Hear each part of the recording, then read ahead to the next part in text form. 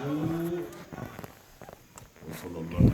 بالله من شر الشيطان الرجيم بسم الله الرحمن الرحيم اللهم صل على سيدنا محمد وعلى محمد وسلم.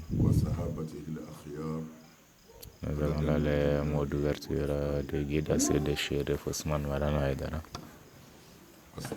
lors de la grande conférence avec les Ansars de l'Espagne. السلام الله عليكم يا جماعة المسلمين والمسلمات. وعليكم السلام ورحمة الله وبركاته. الحمد لله. Nous commençons par remercier Dieu, le rendre grâce et témoigner notre reconnaissance. Après cela, nous prions sur notre vénéré prophète Mohammed, paix et salut sur lui. Nous prions également sur sa sainte famille. Nous prions également sur ses nobles compagnons.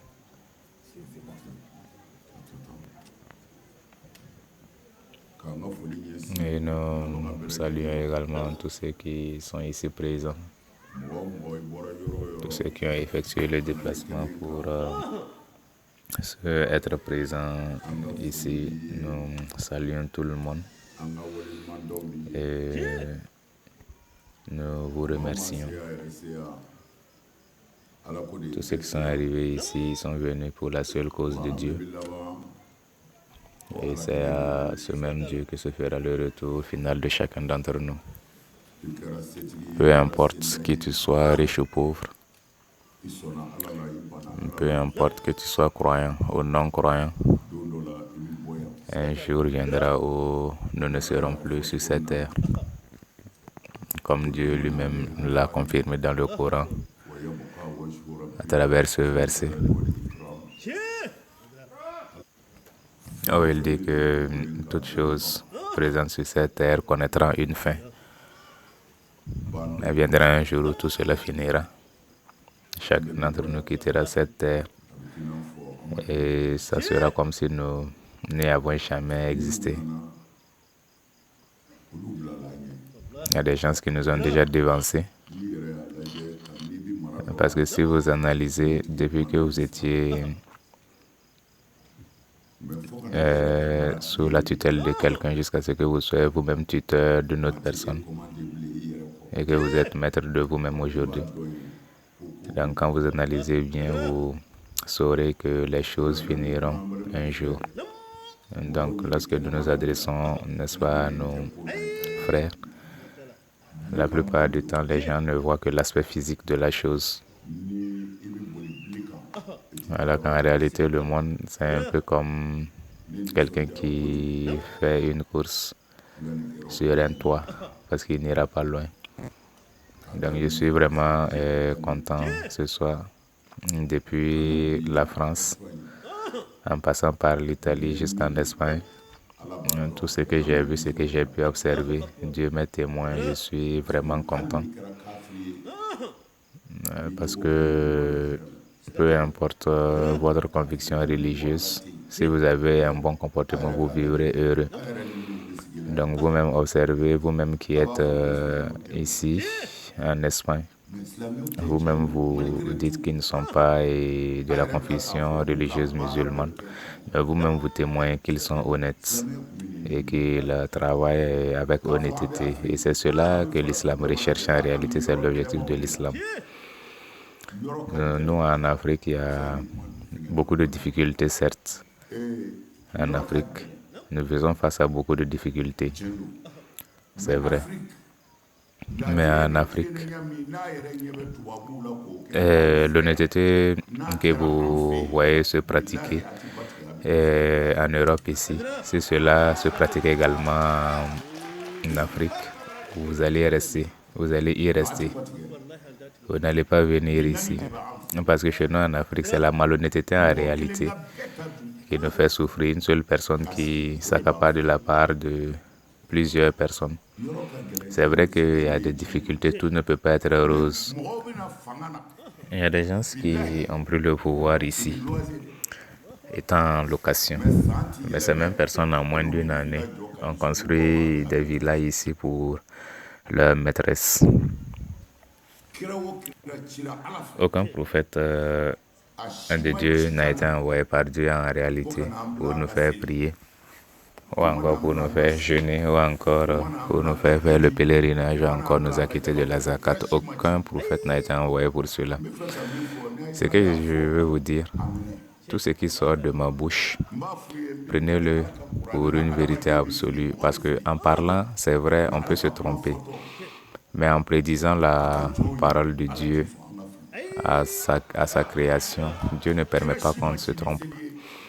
Aucun prophète n'a été envoyé avec la prière ou le jeûne, encore la zakat. Cela n'est pas l'objectif de leur envoi. Tout prophète qui a été envoyé par Dieu, Dieu les a envoyés pour la simple raison que nous, les êtres humains, nous sommes la création de Dieu. Et étant donné que nous sommes sa création, il veut également que nous vivons conformément à sa loi pour que nous puissions vivre en paix dans ce monde.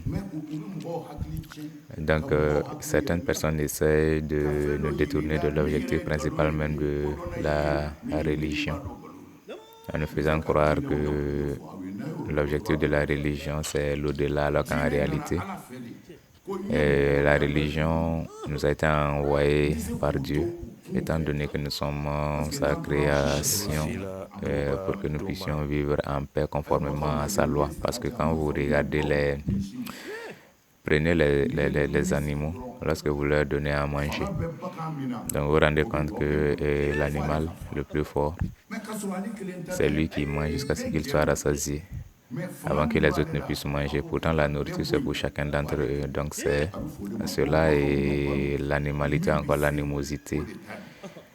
Dieu ne voudra pas que nous, êtres humains, nous vivions ainsi. Raison pour laquelle il nous a envoyé les prophètes pour nous montrer sa voie, pour que nous puissions vivre en paix. C'est la seule et unique raison de la religion. C'est le seul objectif de la religion. Donc prenez le Coran, parce que c'est le Coran qui est notre repère.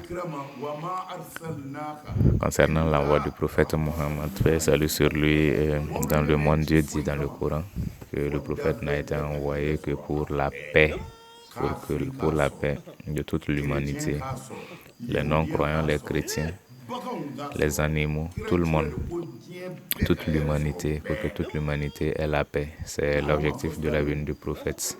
Dieu, il n'a pas seulement spécifié les musulmans, mais plutôt il dit pour toute l'humanité par rapport à l'envoi du prophète Mohammed. Donc comment cela peut-il se faire pour que toute l'humanité puisse bénéficier de l'avantage de l'envoi du prophète? Cela peut se faire seulement à travers notre comportement, le bon comportement que nous avons envers nous, envers nos voisins, envers nos collègues. Donc ce sont ces règles-là qui nous ont été données par Dieu et pour que nous puissions vivre vraiment dans le cadre humain. Certains pensent que la religion, l'objectif c'est l'au-delà, alors que non. Et la religion, l'objectif principal de la religion, c'est dans ce monde ici. On parle d'au-delà. Ce qu'il y a le jour de la résurrection. Par exemple, moi, je dis que je suis musulman. Donc, l'islam m'interdit, par exemple, à moi la pratique de l'adultère. Donc, étant donné que je suis musulman et que je pratique effectivement cela, que je ne pratique pas l'adultère, je serai préservé, n'est-ce pas, de la maladie du VIH. Donc, est-ce que je n'ai pas un avantage de l'islam ici? Donc, c'est cela, au fait, l'objectif de la religion, pour que moi et vous, nous puissions vivre en paix dans ce monde. Donc, parlant du prophète Mohammed comme étant une miséricorde pour toute l'humanité, observez vous-même aujourd'hui l'islam et certaines personnes qui se réclament musulmans. Ces personnes qui se réclament musulmans enseignent aujourd'hui le terrorisme. Terroriser les gens, leur faire du tort, tuer les hommes, tuer les femmes, brûler, n'est-ce pas, les vivres des gens.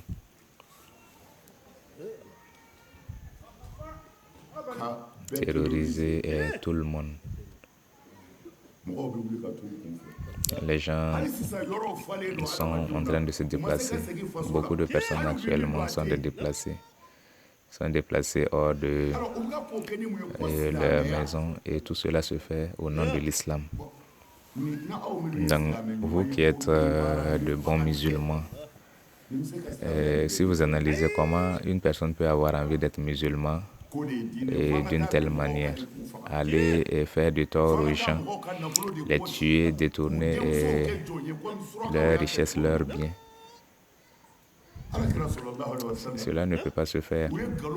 Au fait, ils ont menti sur le prophète, ils ont menti sur l'islam, faisant croire que c'est l'islam qui demande cela, dénigrer l'islam. Les gens n'ont même plus envie d'être musulmans, les gens n'aiment pas le prophète Mohammed. Et tout cela à cause des actes de ces personnes-là qui se réclament musulmans alors qu'ils ne le sont pas, des mécréants qui se réclament musulmans en réalité, des ennemis de l'islam qui se réclament musulmans en réalité. Observez vous-même qui êtes ici. Vous qui êtes ici, vous n'êtes pas venus par gaieté de cœur. Vous êtes venus pour rechercher de meilleures conditions de vie. Vous êtes ici avec qui? Des musulmans? Non. Des personnes qui appartiennent à d'autres confessions religieuses. Si ces derniers également refusaient de vivre avec des musulmans, allez-vous pouvoir vivre ici? Allez-vous pouvoir avoir de meilleures conditions de vie ici, en Espagne? Donc, analysez vous-même. C'est très simple et c'est très facile à comprendre. Aujourd'hui, à travers le monde, les musulmans sont très peu. Les musulmans sont très peu à travers le monde actuellement. Parce que nous, quand nous sommes dans un espace islamique, nous pensons que tout le monde est musulman, alors que non. Dans le monde, les musulmans sont très peu. Et nous-mêmes aujourd'hui contribuons à réduire davantage le nombre des musulmans à travers notre mauvaise intention. Nous ne vivons pas en paix avec les autres confessions religieuses, alors que le prophète lui a vécu avec toutes ces personnes-là en paix. Donc ce que je veux vous dire, l'islam est venu juste pour que nous puissions tous vivre en paix. C'est l'objectif même de la venue du prophète Mohammed, que toute l'humanité ait la paix. Comment cela peut-il se faire? Pas à travers la prière. Peu importe la prière que tu effectues pour Dieu, est-ce que ton voisin le sait? Quel avantage ou quel bénéfice ton voisin a de la prière que tu as fait chez toi à la maison? Il ne sait même pas que tu as prié. Mais si tu retrouves par exemple ton voisin au bord de la voie et avec sa moto qui est gâtée et que tu lui viennes en aide, tu lui portes secours. Parlant de l'envoi du prophète Mohammed comme étant une paix, une miséricorde pour tout le monde, est-ce que le voisin n'a pas eu une miséricorde ici de la part de l'islam? Donc c'est cela en réalité l'objectif de l'islam. Mais c'est à travers cela qu'ils ont gâté le nom même du prophète Mohammed. Parlant des terroristes aujourd'hui, sont les musulmans qu'on voit aujourd'hui essayer d'introduire une demande de construction de 100 églises. On vous l'accordera, mais essayez pour une mosquée et vous verrez. Mais pour quelle raison? Pour quelle raison? Juste parce que les ennemis de l'islam se font passer pour des musulmans. L'image de l'islam qu'ils ont montrée comme des musulmans étant comme des terroristes, voilà pourquoi. C'est la seule raison. Sinon, si réellement vos autorités qui sont ici connaissaient réellement l'islam, la vérité de l'islam, ils seront tous musulmans. Je vous le jure, s'ils savaient ce qu'était réellement l'islam, ils seront tous musulmans. Parce que l'islam ne demande que la droiture, l'honnêteté. Je vous donne quand on était en France, on discutait avec un de nos dirigeants religieux. Il pleuvait beaucoup. Donc il y a un qui disait vraiment qu'ici il pleut beaucoup. Donc le dirigeant religieux dit que en réalité c'est à cause de l'honnêteté des blancs qu'il pleut ici beaucoup. Moi j'ai dit là c'est pas simple. Il dit que les blancs sont honnêtes, le dirigeant religieux, alors que c'est le contraire. Normalement, c'est le musulman qui devait être le plus honnête. L'honnête des honnêtes devait être le musulman en réalité. Parce que c'est pas ce que nous pratiquons actuellement qui est l'islam. Notre islam, c'est la prière seulement.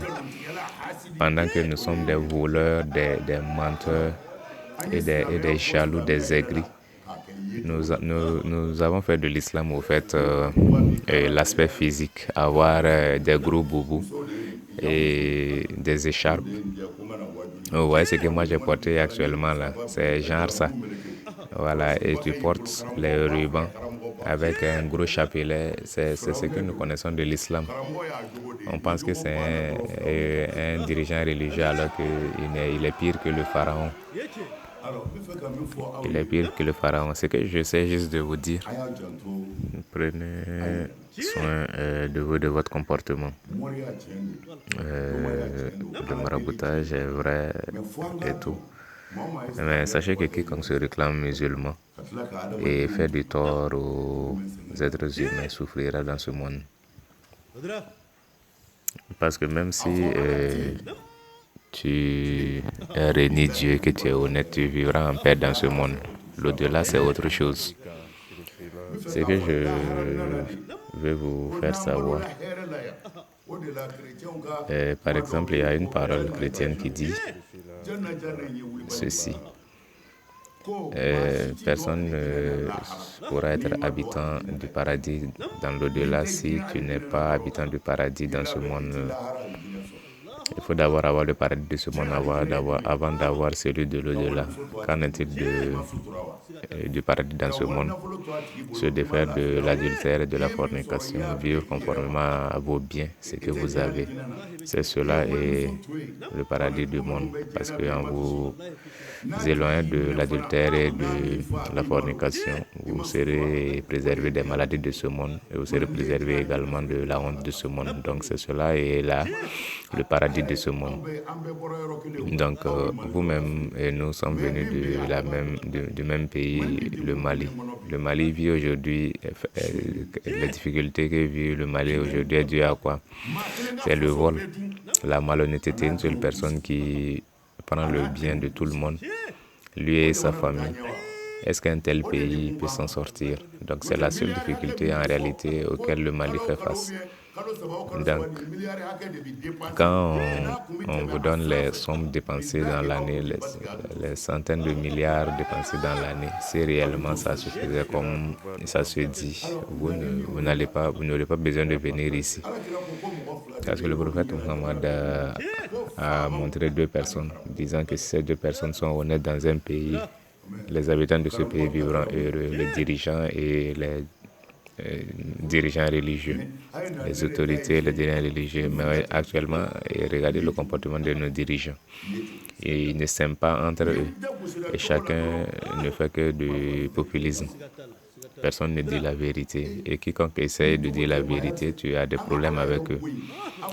La religion, c'est le comportement. Est-ce que un pays sans bon comportement peut-il s'en sortir? Même une famille où les membres de la famille n'ont pas un bon comportement peut-il s'en sortir? Donc, moi, je vous lance un appel. Vous, bons musulmans, venez pour que on élève le prophète Muhammad, pour que les gens puissent aimer vraiment le prophète. Mais actuellement, vous voyez, ceux qui se disent les ennemis de l'islam essaient de ternir l'image de l'islam et du prophète Muhammad.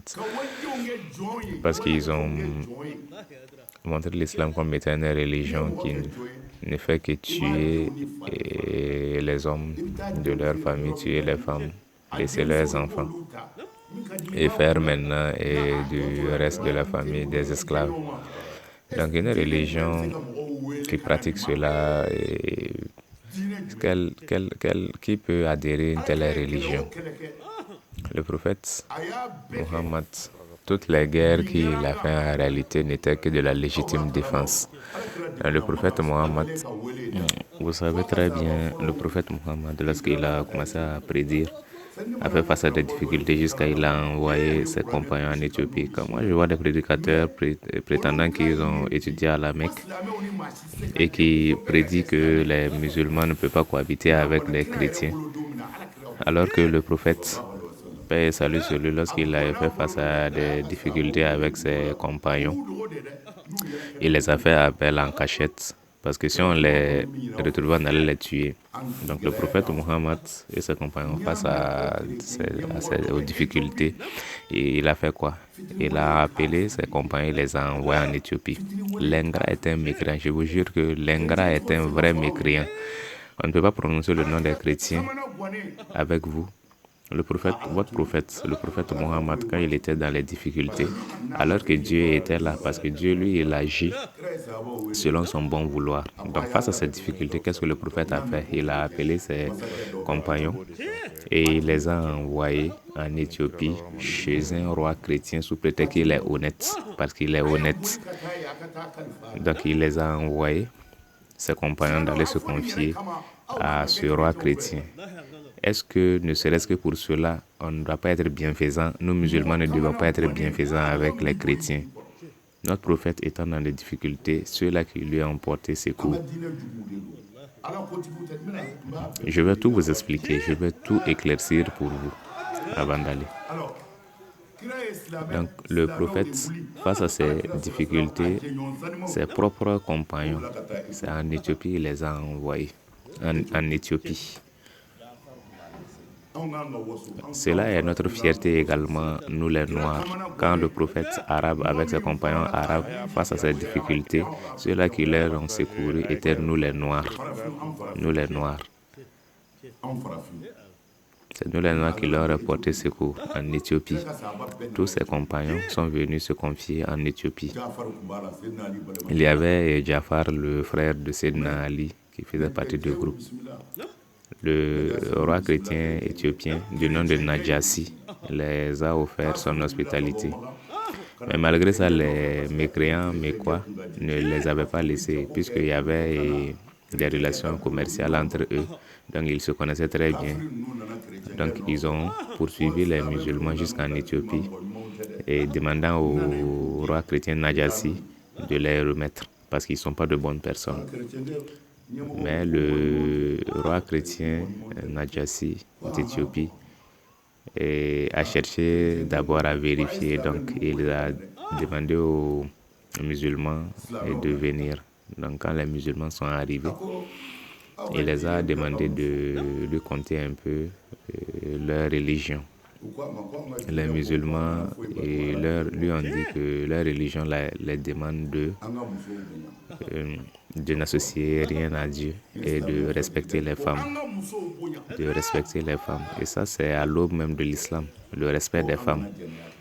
Et que nous ne pratiquions pas l'adultère, que nous soyons honnêtes entre nous et que nous maintenons nos liens de fraternité. Donc, le roi Najassi était tellement étonné d'entendre les enseignements de l'islam, il les a fait savoir qu'en réalité, ce qu'il vient de dire, que la religion que lui il pratique, en réalité, il n'y a même pas de différence, il n'y a pas une grande différence. Donc, il leur a offert son hospitalité jusqu'au moment où eux-mêmes souhaiteraient partir.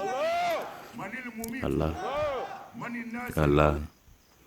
Allah. La ilaha illallah Muhammad Rasulullah.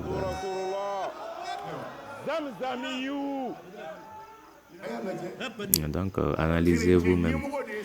C'est un roi chrétien qui a offert son hospitalité aux musulmans lorsqu'ils avaient des difficultés. Donc, nous ne devons pas, nous musulmans, être ingrats envers les chrétiens. La raison pour laquelle, quand on était en Italie, avec le président Ansar en Italie, on est allé au marché. Donc, quand on tournait, moi j'ai vu exposer des statuettes de Jésus. Il y avait des statuettes de Jésus qui étaient exposées au marché. Donc, moi j'ai montré cela au président. Nous sommes allés. Quand on est arrivé, j'ai demandé 2 statuettes de Jésus. Et je vais en faire cadeau aux dirigeants religieux chrétiens qui sont chez nous au Mali. Oui, je vais leur en faire cadeau. Oui, puisque eux-mêmes nous offrent également des cadeaux. Au fait, ce que je veux vous faire savoir, c'est votre comportement qui est important. Et votre valeur, c'est votre comportement qui fait votre valeur et non ce qui sort de votre bouche. Les gens vous apprécieront à travers votre comportement et non à travers ce qui sort de votre bouche. Les chrétiens vous offrent des cadeaux. Donc, ils valent mieux que vous puisqu'ils vous font des cadeaux. Et vous, en retour, qu'est-ce que vous leur offrez? Vous leur avez offert. Donc, ils valent mieux que vous. Le prophète lui-même a reçu des cadeaux de la part des chrétiens et de la part des juifs. Même Sayyidina Ali également a reçu des cadeaux de la part des chrétiens et des juifs. Les chrétiens ont offert des cadeaux à notre prophète.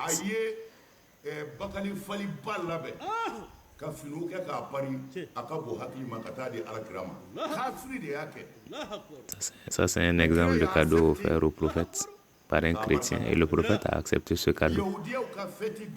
Et même à la fête des Juifs, ils sont venus offrir un cadeau à Sayyidina Ali. Cela est compté par Ibn Taymiyyah. À la fête des Juifs, ils ont offert un cadeau à Sayyidina Ali. Et Sayyidina Ali, il a accepté le cadeau, il les a remerciés. Mais pourquoi nous, à notre tour, on ne peut pas leur faire de cadeau? Est-ce qu'eux, ils sont plus bons que nous? Non. S'ils disent qu'ils sont bons, on doit également leur montrer que nous sommes plus bons que eux. C'est ce que notre Coran nous apprend. Et j'arrive, je vais vous expliciter tout. Qu'est-ce que Dieu nous dit dans le Coran? Et le verset.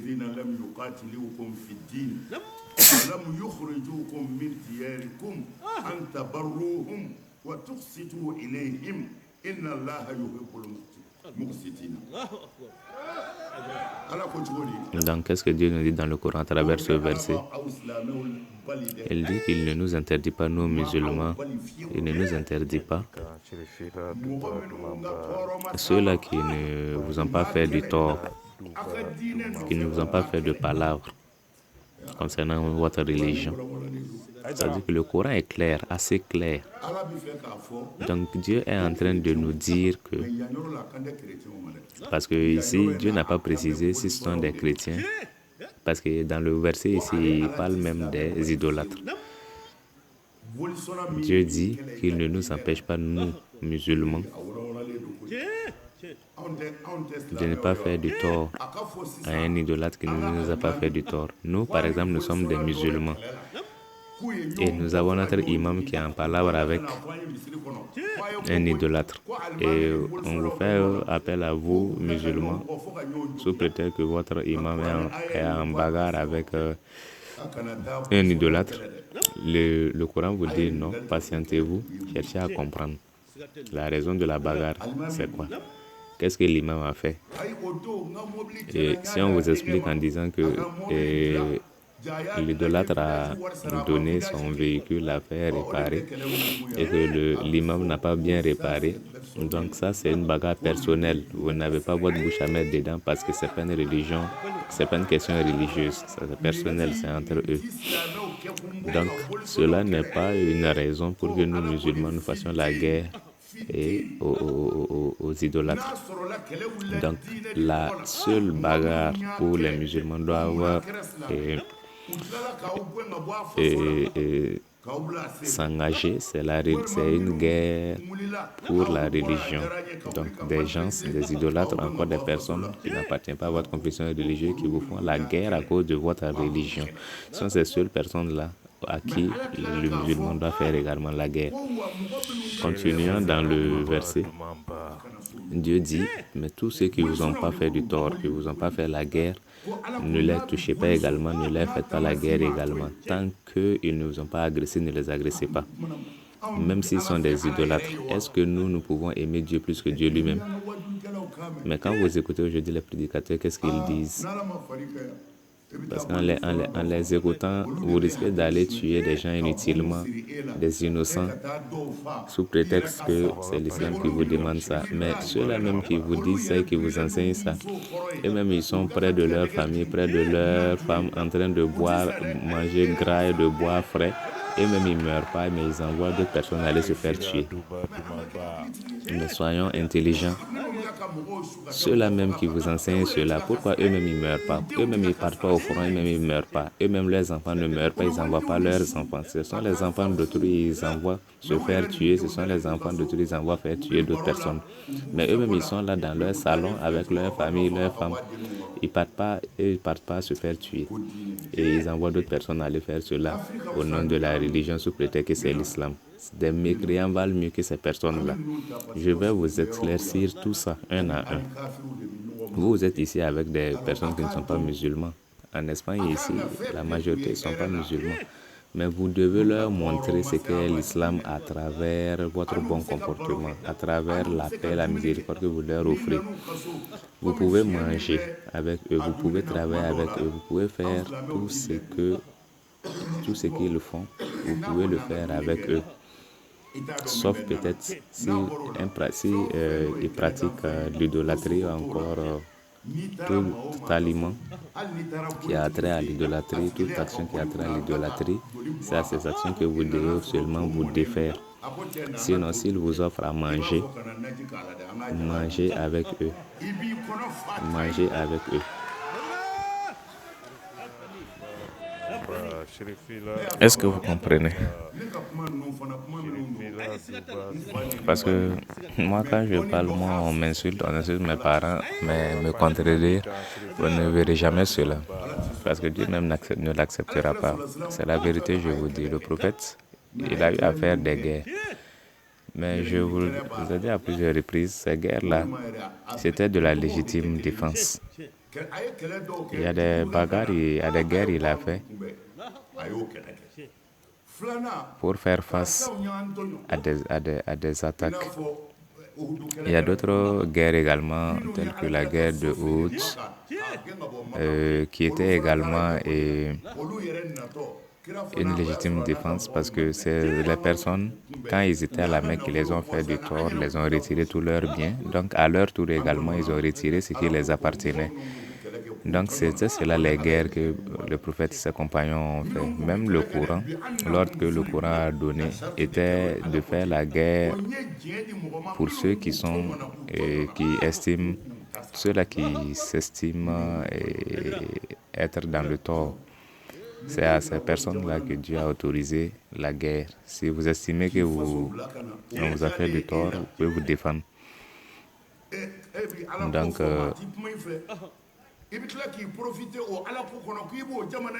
vous qui êtes ici, par exemple, dans un pays étranger et qui pense qu'il est un grand croyant, un grand musulman, qui ne peut pas rester avec les non-musulmans. Donc, rentrez chez vous. Parce que le prophète a interdit de faire la guerre à quiconque ne vous a pas fait la guerre. Parce que, qu'est-ce que Dieu nous dit? Dieu demande à ce que vous soyez bienfaisants avec tout le monde, même ceux qui ne sont pas de votre confession religieuse. Par exemple, vous vivez avec une personne non musulmane et la personne vous dit, vous retrouvez la personne avec des maux de ventre. Et l'islam vous demande de lui porter votre secours. S'il a mal au ventre, amenez-le à l'hôpital, même si c'est un idolâtre. L'islam vous demande, si vous le trouvez dans des difficultés, de lui porter secours, pour que les gens sachent vraiment ce qu'est l'islam. C'est à travers ce comportement-là que les gens le sauront. Mais aujourd'hui, il y a beaucoup de personnes se réclamant musulmans sont venus tout gâter, sont venus ternir l'image de l'islam. Et ces personnes-là étaient là depuis le temps du prophète. Et ils ont peur de Dieu plus que Dieu lui-même. Ils comprennent la religion plus que le prophète lui-même. Le prophète les a appelés Kawarijou. Des Kawarijou sont des gens qui prient comme vous. Le prophète Mohammed, paix salut sur lui, une fois il a réparti des choses dans la main de ses compagnons. Donc il y a l'une de ces personnes qui le prophète appelle Kawarijou qui est venue. Quand il est venu, il a appelé le prophète par son nom, Mohammed. Et il lui a demandé d'être honnête. Il a demandé au prophète d'être honnête. Donc c'est un mécréant, un ancien soulard qui demande au prophète Muhammad d'être honnête. Le prophète, en retour, lui a demandé pour quelle raison dites-vous que je ne suis pas honnête. Moi, le prophète, si moi je ne suis pas honnête, donc c'est dangereux. Ça a un peu met le prophète hors de lui. Mais lui, tellement il pense avoir compris les choses plus que le prophète. Donc, a qualifié le prophète de malhonnête juste parce que le prophète a partagé certaines choses et selon le partage n'est pas équitable. Donc il y a un des compagnons, Sayyidina Omar, qui voulait même le décapiter pour ça, mais le prophète n'a pas accepté. Le prophète a demandé de le laisser. Mais le prophète a dit, parlant de ce dernier, que de sa descendance naîtra les ennemis de cette religion qu'est l'islam. Quelqu'un qui a pu qualifier le prophète d'une personne malhonnête. Le prophète, parlant de lui, a dit que il y aura de la descendance de ce dernier-là, les vrais ennemis de l'islam, les Khawarijou. Donc ce sont ces personnes qui sont là avec nous actuellement, c'est leur descendance. C'est lui qui a pu insulter le prophète, dénigrer le prophète. Lui, sa descendance peut-elle respecter une autre personne. Voilà pourquoi moi je vous dis à vous les Ansar d'être humble.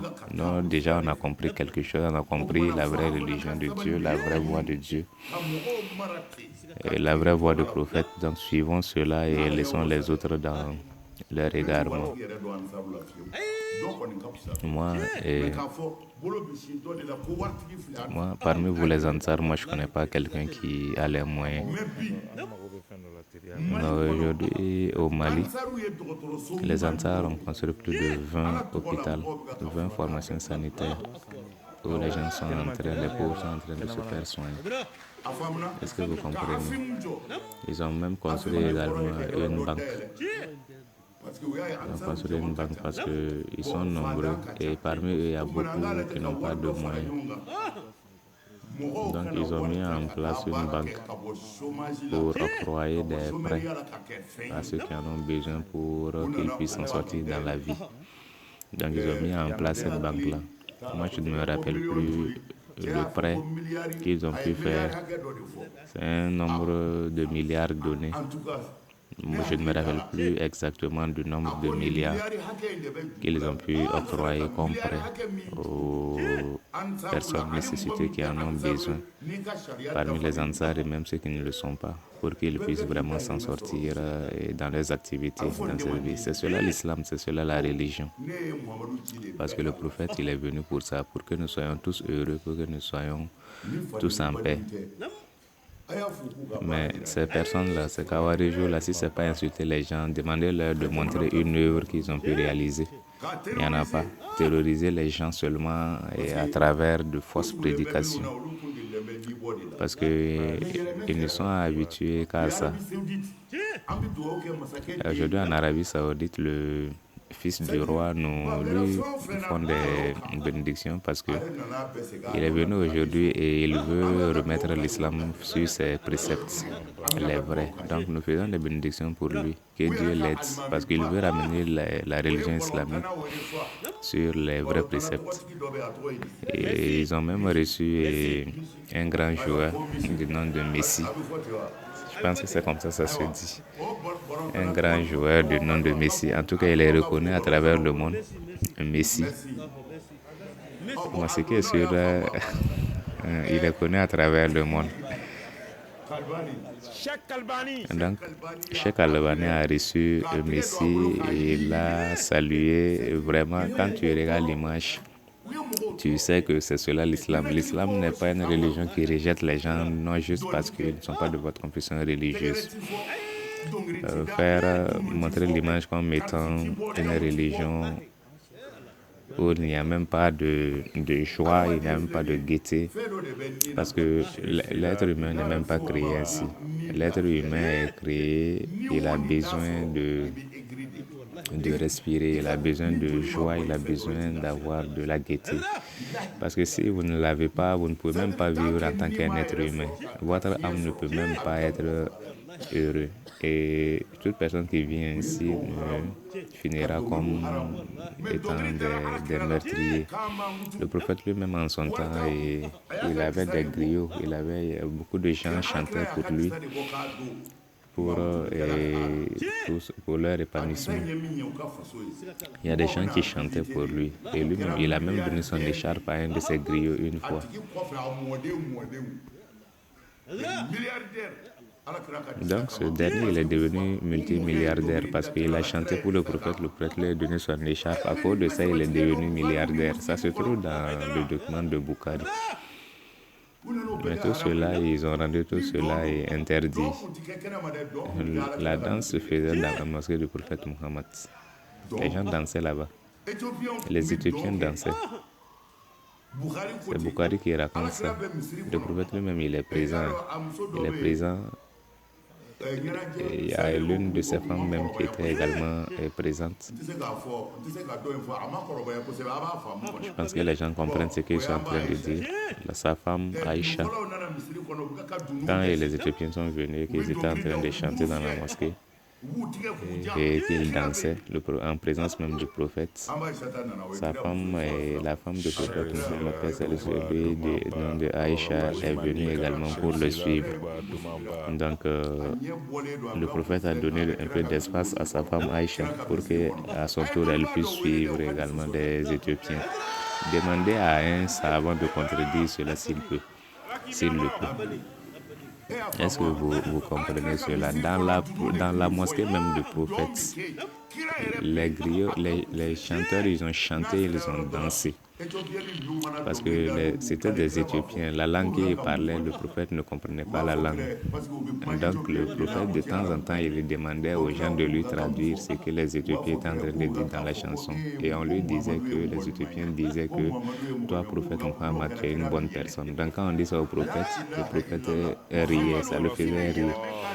Et c'est cette belle religion qu'ils ont transformée en enfer, rendre les gens comme si on ne peut même pas être heureux, on ne peut même pas s'épanouir dans l'islam. Même la prise des photos, ils ont tout interdit. Mais aujourd'hui, eux-mêmes, cela les a rattrapés. Les photos sont interdites, mais qui prend des photos plus que eux actuellement? Les vidéos, c'est eux qui le font un peu partout. Voilà. Ils sont devenus maintenant des caméras, des vidéomakers eux-mêmes. Alors qu'avant, ils interdisaient tout ça. On ne peut même pas causer avec nos femmes, on ne peut pas causer avec nos familles. On ne peut même pas s'embrasser entre nous. Alors que le prophète lui-même, avec ses femmes, s'embrassait. Et même, il faisait des courses. Le prophète Muhammad, il faisait la course avec ses femmes. Une belle religion telle que l'islam, ça n'existe pas. Donc aujourd'hui, ils ont transformé cela en un islam de peur, de terreur. Et ce sont des pharaons. Comment un musulman peut être à ton arrivée, toute ta famille a peur, tes femmes, tes enfants, tout le monde a peur. Toi, tu es un pharaon, tu es tout sauf un musulman, un vrai pharaon. Tes femmes sont là, elles ne sont pas heureuses. Elles ont peur même de t'adresser la parole. C'est un mécréant. Quiconque que vous connaissez comme c'est un mécréant, même s'il est pris. Quiconque n'est pas miséricordieux envers les êtres humains est un mécréant, même si c'est votre imam. Dieu a pardonné à un mécréant juste à cause d'un chat. Dieu a mis en enfer une femme à cause d'un chat, mais il a accordé sa miséricorde à un autre à cause d'un chien, juste parce que ce dernier-là a abreuvé ce chien-là. Donc Dieu qui a eu pitié d'un mécréant, juste parce qu'il a abreuvé un mécréant, peut-il demander aux êtres humains de tuer d'autres êtres humains, de vendre des êtres humains, d'esclavagiser d'autres êtres humains, de tuer des parents, laisser leur famille sous prétexte que c'est la religion qui demande ça? Quel genre de religion, quel type de religion demande ça? Donc le prophète Muhammad, en vérité, il a effectivement fait des guerres, mais c'était des guerres en légitime défense. C'était de la légitime défense. L'exemple que je peux vous donner, l'exemple du Mali, un exemple au Mali, sur une communauté appelée Nyarela. Par exemple, eux tous sont devenus musulmans. Mais ceux qui les Tourés, eux ne sont pas musulmans.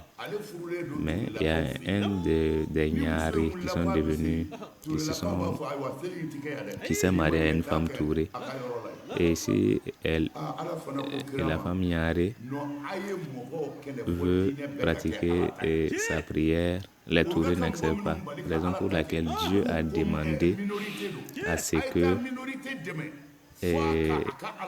on permette à tout le monde de pratiquer sa religion, sa conviction. Sinon, Dieu n'a pas demandé à ce qu'on parte faire du tort aux gens. Non. Voici ce que le Coran dit. Le Coran dit qu'il n'y a pas d'obligation en religion. Ce verset a été révélé dans quelles circonstances? Il y avait en son temps un chrétien qui avait 2 enfants. Il avait vraiment les moyens. Donc c'est ce dernier-là qui s'est converti à l'islam, ce chrétien, vieux chrétien qui a 2 enfants, qui s'est converti à l'islam. Ses enfants n'étaient pas là, ils étaient à l'étranger. Quand ils sont revenus, il a fait savoir à ses 2 enfants que lui s'est converti à l'islam. Donc il les a demandé également à leur tour de se convertir. Mais ces 2 enfants n'ont pas accepté. Ils ont demandé à leur papa si réellement il était sûr, s'il avait vérifié. Le papa a dit oui, lui il est sûr, et il faut également que ses enfants deviennent musulmans. Donc les enfants à leur tour ont fait savoir au papa qu'il n'y a pas de souci, si lui il est musulman, il n'y a pas de problème, c'est son choix, mais eux leur choix, ils désirent rester chrétiens. Ils ne veulent pas se convertir à l'islam. Ce dernier n'a pas accepté. Il voulait coûte que coûte obliger ses 2 enfants à être musulmans. Donc, il les a amenés chez le prophète Mohammed. Il demandait au prophète de les convertir à l'islam obligatoirement. Le prophète, à son tour, a demandé aux 2 enfants. Les 2 enfants ont fait savoir au prophète qu'ils souhaiteraient rester chrétiens. Et ils ne veulent pas se convertir à l'islam, ils veulent rester dans leur religion qui est le christianisme. Le prophète demanda si effectivement c'est leur volonté, ils disent oui. Mais le papa n'était pas d'accord, le papa voulait obligatoirement que les 2 enfants se convertissent à l'islam. Comment moi je peux être musulman et laisser mes 2 enfants dans le christianisme? Donc moi-même je veux être sauver le jour de la résurrection et laisser mes 2 enfants périr. Mais malgré ça, les 2 enfants n'ont pas accepté. Et ils ont décidé de rester dans leur religion. Donc c'est là que l'ange Gabriel est venu révéler ce verset aux prophètes en disant qu'il n'y a pas d'obligation en religion. On n'oblige pas une personne à être un musulman, car tout est clair. Quiconque désire rester dans sa religion, laissez-le pratiquer sa religion. Il n'y a pas d'obligation en islam. On n'oblige pas quelqu'un à être musulman. Ça, c'est Dieu lui-même qui parle dans le Coran. Il n'y a pas d'obligation en islam. Donc, des gens qui sont là, qui veulent seulement s'aimer le désordre, parlant des Khawarijou, c'est eux qui ont tué en réalité Hassan et Hussein. C'est eux qui sont venus, ils veulent mélanger l'islam, faire croire aux gens qu'on doit pratiquer la force et obliger les gens.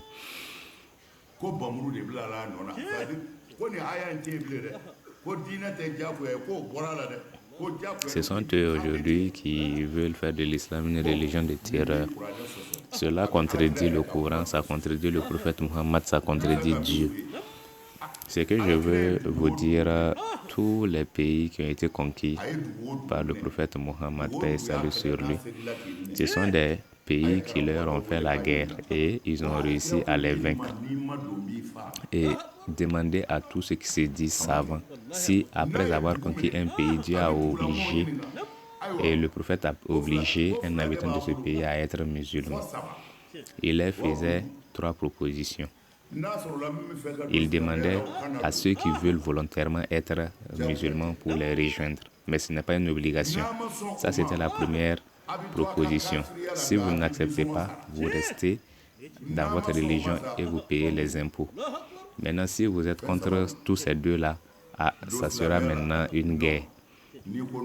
Sois musulman, volontairement, si tu ne veux pas, tu paies les impôts parce qu'aujourd'hui, ils sont les autorités, les nouvelles autorités.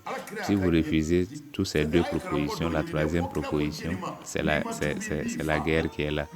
Dieu, même le prophète, n'a jamais obligé quelqu'un à être musulman. Cela ne peut même pas se faire.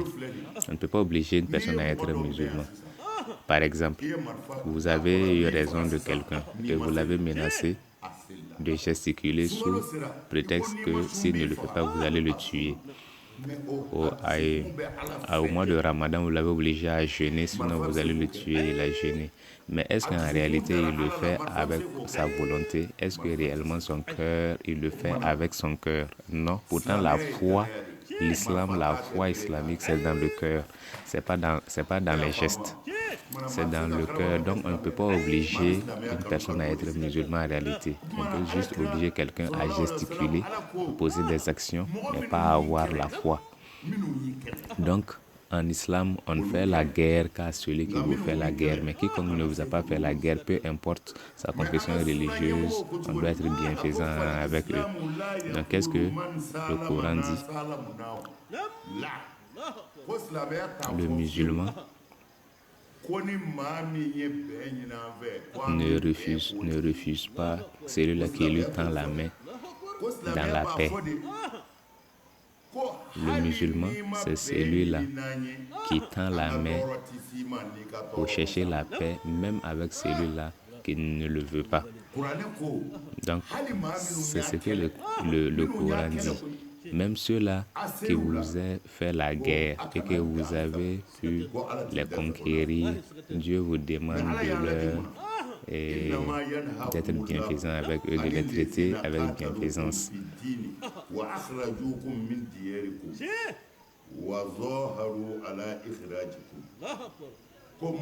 Quiconque, le Coran dit que quiconque, c'est-à-dire quiconque qui vous a fait la guerre, Dieu vous autorise à vous défendre. Dieu vous autorise à vous défendre et ne les prenez pas comme alliés. Ne les prenez pas comme alliés parce qu'ils vous ont fait la guerre. Parce que vous êtes en période de guerre. Donc ne les prenez pas pour alliés. En ce moment-là, pendant que vous êtes en guerre, ils veulent vous tuer, vous également vous cherchez à vous défendre, donc ne le prenez pas pour allié en ce moment.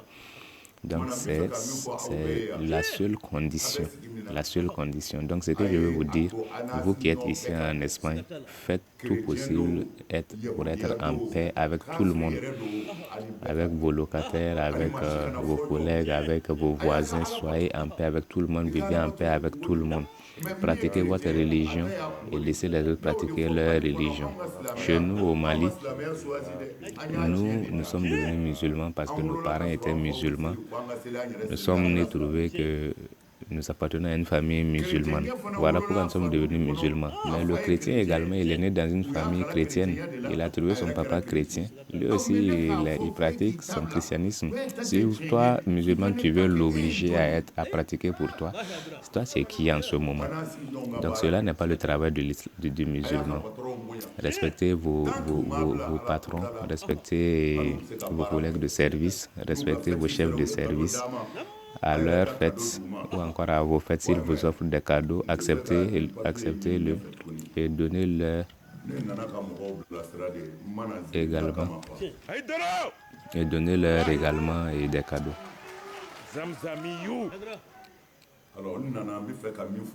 Donc moi, je suis venu, c'est que je suis en train de dire, j'ai besoin vraiment que vous ayez des compréhensions. Je suis là vraiment pour que vous ayez vraiment beaucoup de compréhension. Est-ce que je me fais comprendre? Donc, ce que je veux vous dire, Dieu lui-même s'adressant au prophète Mohammed, il dit ceci. S'adressant au prophète Mohammed, Dieu lui-même dit au prophète, est-ce que tu as la force d'obliger quelqu'un à être musulman? as-tu même l'ordre d'obliger quelqu'un à être musulman? C'est tout pourquoi Dieu dit ça au prophète. Parce que le prophète, lui, il accordait sa grâce aux mécréants. Quiconque n'est pas musulman, le prophète leur accordait sa grâce. Il leur offrait ce qu'il pouvait, de la nourriture et ainsi de suite. Il faisait beaucoup de bien pour eux. Mais malgré cela, les mécréants ne se convertissaient pas à l'islam. Donc à cause de ça, le prophète a cessé le bien qu'il leur faisait. Voilà pourquoi Dieu a demandé au prophète, est-ce que tu peux les obliger à être musulmans? Non. Personne, on ne peut obliger personne à être musulman. Personne ne peut obliger les musulmans à être musulmans. Donc Dieu dit au prophète, toi tu n'es qu'un avertisseur en réalité. Donc la conversion des êtres humains à l'islam m'incombe moi Dieu. Donc après avoir lu tout ça, compris tout ça, est-ce que ceux-là qui viennent aujourd'hui, qui ont tué les membres de la famille du prophète, qui ont tué tous les grands compagnons du prophète, Sayyidina Omar, Sayyidina Ousmane, ainsi de suite. Regardez comment ils ont tué Sayyidina Omar. Quelqu'un qui a pu dépasser tous les rangs dans les mosquées jusqu'à aller tuer celui qui est devant. Vous devez savoir qu'il y a un problème. Sayyidina Ousmane, lui, on l'a fait qu'on l'a empoisonné. C'est l'histoire qui nous dit cela. Sayyidina Ousmane, lui, on l'a égorgé. Ousmane Ibn Affan. Sayyidina Ali, lui également, il a été tué par un sabre. On l'a sabré à la tête. Lui aussi, il est mort comme ça. Ce sont ces mêmes personnes, les Khawarij. Ce sont eux aujourd'hui qui dénigrent l'islam, qui ternissent l'image de l'islam, qui veulent montrer l'islam comme étant une religion de terreur. Ce sont eux qui sèment le désordre partout. C'est eux qui font la bagarre à tout le monde, que ce soit avec les musulmans ou avec les non-musulmans, même en Europe ici. C'est eux qui ont terni l'islam, l'image de l'islam, qui ont terni l'image du prophète. Donc, ils ont montré qu'eux ne veulent personne. Donc, personne également ne veut l'islam, personne ne veut les musulmans. Aujourd'hui, ceux de la Mecque, ils ont commencé à comprendre. J'ai suivi un grand cheikh de la Mecque. Il était vraiment énervé parce qu'il disait qu'actuellement, dans l'islam, les dirigeants religieux ne font que s'insulter, se dénigrer entre eux. Il était tellement énervé parlant de ce comportement-là. Il dit que comment peut-on avoir l'amour de l'islam quand on voit les dirigeants musulmans eux-mêmes qui ne s'aiment pas entre eux et qui se font la guerre. Pendant plus de 40 ans, c'est ce que moi je suis en train de dire. Et aujourd'hui, lui, il dit ça, mais ils comprendront. Mais Dieu, moi, m'est témoin quand je suis venu en Italie. Mais Dieu m'est témoin, les gens pleuraient. Quand moi je suis arrivé en Italie, les gens ne faisaient que pleurer. Il y a un qui m'a dit que ici en Italie, les Ansar, vraiment, ils ont fait de leur mieux. Ils ont beaucoup aidé les gens, ils ont beaucoup soutenu les gens. Ils ont apporté leur aide à beaucoup de personnes qui étaient vraiment dans le besoin. Ils ont offert l'hospitalité à beaucoup de gens, aidé beaucoup de gens qui étaient malades, et même faire retourner le corps de certains dans leur famille en Afrique. Et le président également a hébergé, offert son hospitalité à une personne qui était vraiment dans le besoin. Il était malade et il lui a apporté son aide jusqu'à ce qu'il ait même ses papiers. C'est ce que l'islam vous demande, c'est ce que le prophète Mohammed vous demande. Et c'est ça la fierté de l'islam, la fierté du prophèète. La banque dont je parle, ils ont donné combien de milliards comme crédit aux nécessités pour qu'ils puissent s'en sortir dans la vie, pour qu'ils puissent vivre en paix dans la vie. C'est cela l'islam. L'importance, quelle est l'importance? Allez-y, regardez les maisons qu'on a construites pour moi en France et également en Italie.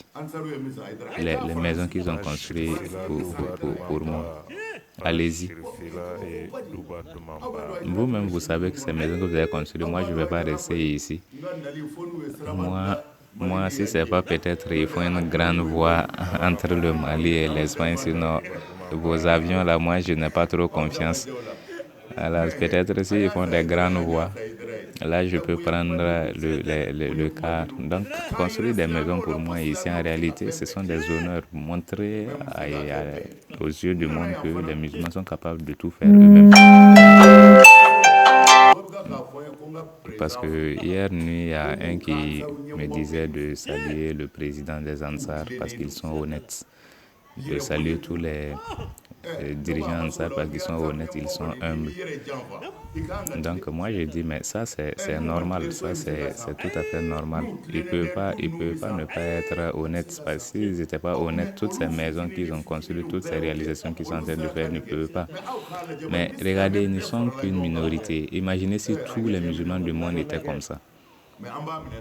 L'islam allait avoir une autre image. Comment on peut être musulman et prétendre ne pas vouloir autre personne que les musulmans? Moi, ça me rend malade en disant que le musulman ne peut pas cohabiter avec les chrétiens, encore les idolâtres. Mais ceux qui sont les chrétiens, les idolâtres qui sont ici, s'ils vous chassent, vous-même qui êtes ici, la faim va vous tuer. Il y a quel musulman aujourd'hui qui n'est pas sous tutelle d'un non-musulman? Même la Mecque, c'est les Américains actuellement, ils sont sous tutelle de l'Amérique. Montrer un seul coin musulman ou un coin islamique qui n'est pas sous tutelle d'un pays non musulman. Tout ce que nous faisons, c'est eux. Ça se fait sous leur tutelle. Si vous ne voulez pas, vous voulez vivre sans vivre avec les non-musulmans, vous verrez. Je salue vraiment tout le monde. Le président malien également est avec nous, nous le saluons. Nous saluons également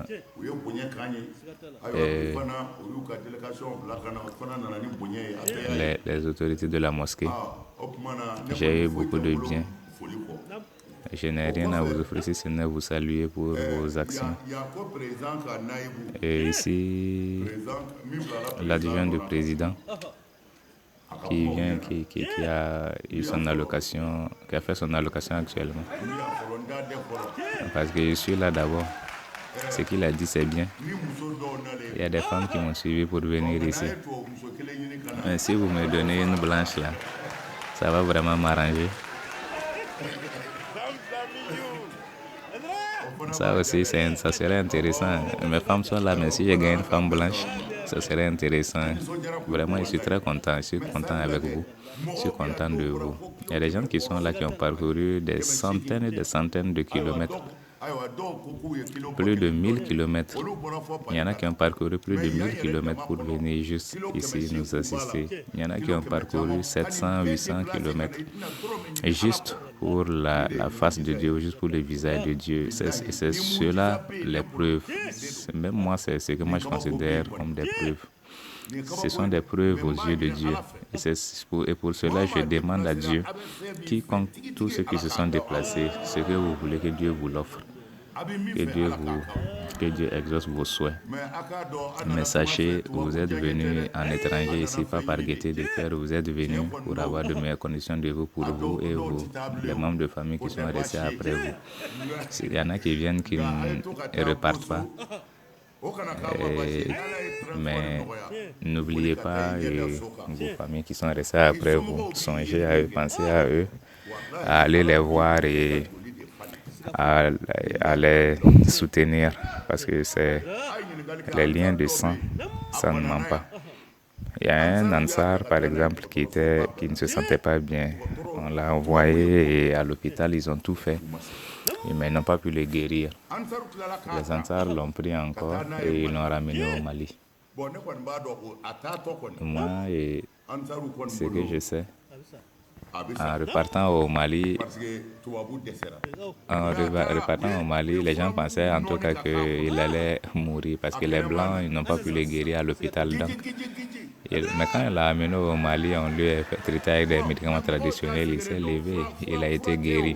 Les gens pensent que c'est les médicaments. Non, en réalité, les médicaments ne sont qu'une cause. En réalité, il est arrivé dans un milieu qui est son milieu en réalité.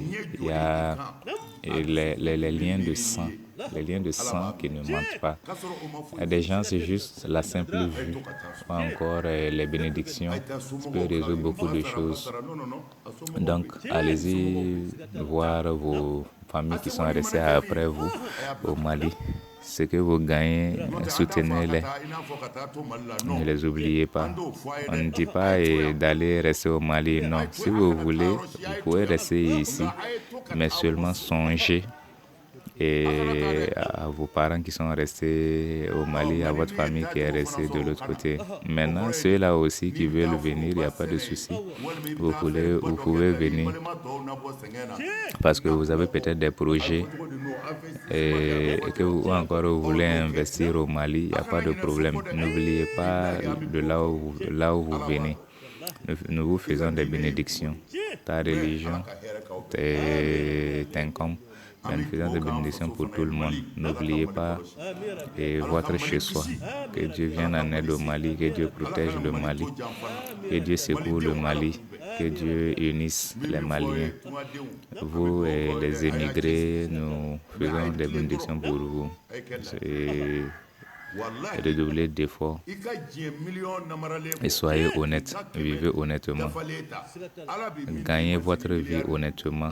Ce que cela peut vous servir, des millions que vous gagnez malhonnêtement ne peut pas arranger cela pour vous et Dieu vous viendra en aide.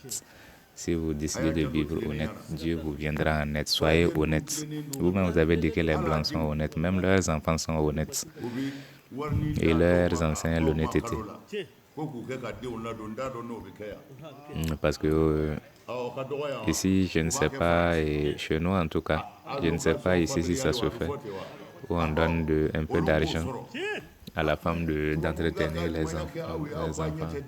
Donc vous voyez que les Blancs même vous aident beaucoup ici. Et vous prétendez que vous ne pouvez pas cohabiter avec eux. Ça, c'est faux. Ça, c'est pas la religion et ça, c'est pas l'islam. Ces enseignements, ne les écoutez pas. Ce sont les Khawarijou. Depuis le temps du prophète, ils existaient. Ne les écoutez pas, ne les suivez pas. S'il plaît à Dieu, si nous sommes là, nous allons les contredire jusqu'à notre fin. Là où vous êtes, faites tout pour être en paix avec les personnes que vous vivez. Respectez les règles de leur pays, de leur constitution. En Italie également. En Italie, nous remercions beaucoup les Maliens qui sont là-bas. Parce que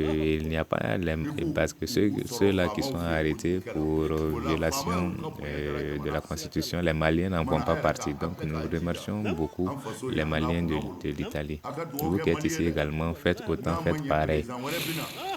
Faites pareil. Donc le Mali actuellement au Mali, le problème c'est nos dirigeants, la malhonnêteté des dirigeants. Ils ont tout mangé, toutes les ressources du Mali, ils ont tout bouffé. Nos goudrons, tout est gâté. Il n'y a même pas de bon goudron, il n'y a même pas de bonne voie. Nous, ils ne nous aiment pas parce que nous, on leur dit la vérité, ils ne nous aiment pas. Donc, que Dieu vraiment nous assiste, qu'il nous vienne en aide. Parce que, vous voyez, les 6 serments d'allégeance à l'islam, c'est notre bâton de pèlerin. Parce que moi, actuellement, quand je suis venu, depuis que je suis arrivé de la France jusqu'en Espagne, en passant par l'Italie, les gens ne font que faire le serment d'allégeance eux-mêmes. Alors que moi, je n'ai rien dit. Mais les gens viennent d'eux-mêmes pratiquer le serment d'allégeance à l'islam. Depuis mon arrivée, ils viennent de partout. Voilà pourquoi moi-même, je n'ai rien dit, parce que le serment d'allégeance a fait ses preuves. Voilà pourquoi moi je ne dis plus rien. Aujourd'hui, les musulmans, ceux qui se disent dirigeants religieux, même contredisent cela, alors que les femmes et les enfants sont en train de prêter cela. Vraiment, que Dieu vienne en aide à sa religion, que Dieu nous aide. Ce que je peux vous dire, en toute sincérité, je suis vraiment content. Je suis honoré. Je suis content de vous. Vous m'avez honoré et je demande à Dieu, quiconque, peu importe là où tu as quitté pour arriver ici, on vous confie à Dieu que vous retournez en paix dans vos différentes familles respectives. Les 6 serments d'allégeance à l'islam.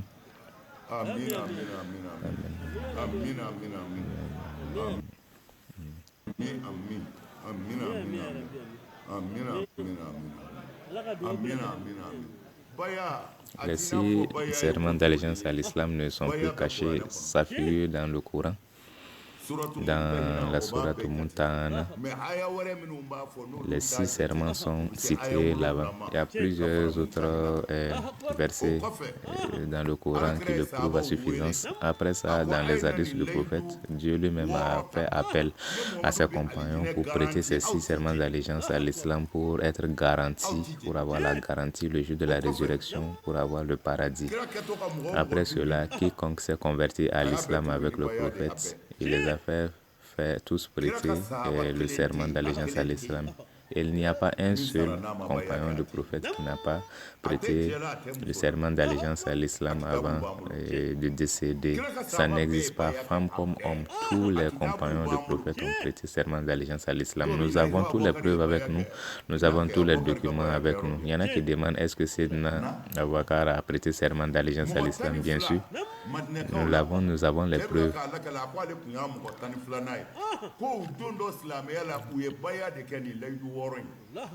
Donc, 12 personnes qui ont prêté serment d'allégeance à l'islam à la Mecque et qui sont allées à Médine également pour appeler d'autres personnes. Ubadata bin Samit. Donc, ça se trouve dans Bukhari, Abu Daoud, Tirmizi, Ibn Majah, Sunan Nasa'i, Ahmad. Dans tous ces documents, les preuves du serment se trouvent dans tous ces documents-là. Mais malgré cela, il y a des dirigeants religieux qui ont trouvé moyen de contredire cela. Mais même le prophète, il a été contredit. Beaucoup de personnes ont contredit le prophète. Donc, s'il nous contredit nous-mêmes, malgré toutes ces preuves, ça ne nous étonne pas, mais ils ne réussiront pas, ils ne peuvent même pas. Ces 6 serments, quiconque le prête, c'est Dieu, c'est le prophète lui-même qui le dit. La personne sera garantie le jour de la résurrection et il bénéficiera du paradis. Maintenant, les compagnons lui ont demandé, après avoir prêté, si on n'arrive pas à le respecter. Donc, le serment que vous n'avez pas pu respecter. Par exemple, vous avez juré de ne pas voler, vous l'avez fait. Donc, ils ont demandé au prophète lorsque ça arrive, comment ça se passe. Le prophète dit qu'une fois que vous êtes châtié pour votre forfait, cela est fini. Il demande, mais pour être châtié pour le forfait, il faut être pris. Mais et si on n'est pas pris, Dieu dit que si on n'est pas pris, votre sort incombe à Dieu. Mais cela, malgré ça, les gens ont contredit tout ça. Vous pensez que ceux-là qui ont contredit, qui ont fait la guerre aux prophètes, vous pensez que c'est eux qui sont avec nous actuellement? Non, pour nous c'est encore pire parce que les ennemis qui sont avec nous se prétendent eux-mêmes être musulmans. Vous voyez, dernièrement, ils nous ont demandé à tous de sortir pour nous révolter parce qu'on a caricaturé le prophète en France. Ça fait pitié, quoi. Vous nous demandez de sortir pour aller faire quoi? Ce que vous-même vous êtes en train de faire contre l'islam, contre le prophète. Est-ce que quelqu'un d'autre a fait pareil? C'est vous qui avez démontré le prophète comme étant quelqu'un qui demande aux gens d'être des meurtriers, des terroristes. C'est vous qui avez donné cette image du prophète aux gens. Vous tuez des gens, et vous partez tuer des gens, vous esclavagisez d'autres personnes avec le nom de l'islam. Tuez les femmes, laissez leurs enfants, tuez les hommes, laissez leurs familles. Et vous demandez aux gens d'aimer une telle religion. Comment cela peut-il se faire? Ce sont les Khawarijou. C'est eux. Ils ont dénigré le prophète Mohammed. Mais s'il plaît à Dieu, on va rétablir le prophète dans ses droits. Le prophète n'est pas une mauvaise personne. Le prophète a qualifié toute personne, a qualifié une personne de mécréant juste à cause d'un chat, parce qu'il a laissé le chat mourir de faim. Mais il dit qu'une autre personne, un autre mécréant, a bénéficié de la miséricorde de Dieu pour avoir abreuvé un chien. Avec vos femmes, soyez bienfaisants. Soyez bienfaisants avec vos femmes. Je vous dis que le prophète faisait la course avec ses femmes. Soyez bienfaisants avec votre femme. Rendez votre famille heureuse, vos femmes heureuses. Donc, soyez chaque fois faites tout pour rendre heureux et votre famille et vos femmes. Et demandez à Dieu ce que vous voulez et vous allez voir le résultat. Les gens ont transformé la religion là comme si c'était vraiment un enfer sur terre. Parce que si tu es musulman, encore si tu es dirigeant religieux, tu n'as même plus droit à rire, tu n'as plus droit à t'épanouir. Il faut avoir chaque fois la mine serrée. Non, c'est pas ça et un dirigeant religieux. Ça, c'est être un pharaon. Sayyidina Ali, une fois, il comptait disant qu'il est venu trouver le prophète Mohammed. Le prophète Mohammed qui n'est...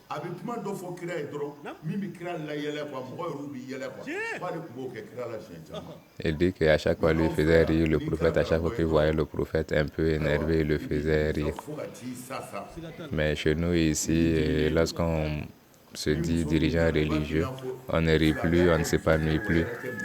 Et les femmes même sont considérées, on dirait, nos ennemis. Comme si c'était cela l'islam. Les femmes n'ont aucune considération. Comme si on ne les aimait pas. Et pourtant, il y a des circonstances où toi-même tu te mets dans des situations bizarres. Des situations un peu gênantes. Ce que je veux vous dire ou faire savoir. Apprêtez-vous, nous allons prêter les 6 serments d'allégeance.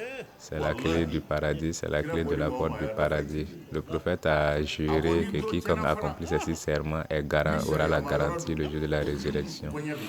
Donc si vous n'arrivez pas à les accomplir, le serment que vous avez gâté, si vous êtes châtié pour ça, c'est fini. Maintenant, si vous n'avez pas été châtié, votre sort incombe à Dieu. Est-ce que ça se comprend? Donc nous allons prêter les 6 serments d'allégeance à l'islam tel que le prophète nous l'a demandé.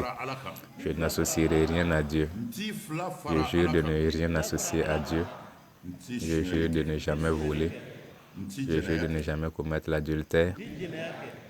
Je jure de ne jamais tuer mes enfants. Je jure de ne jamais commettre d'infamie ni sous les mains ni sous les pieds. Et je jure d'obéir au prophète Mohammed dans tout ce qui est convenable. Que Dieu nous assiste, que Dieu nous pardonne, que Dieu pardonne nos péchés. Travailler avec ces 6 serments, même sans des travaux maraboutiques, vous réussirez. Aimez les gens, ne détestez pas les gens, soyez bienfaisants envers les gens. Et vous aurez la paix de Dieu.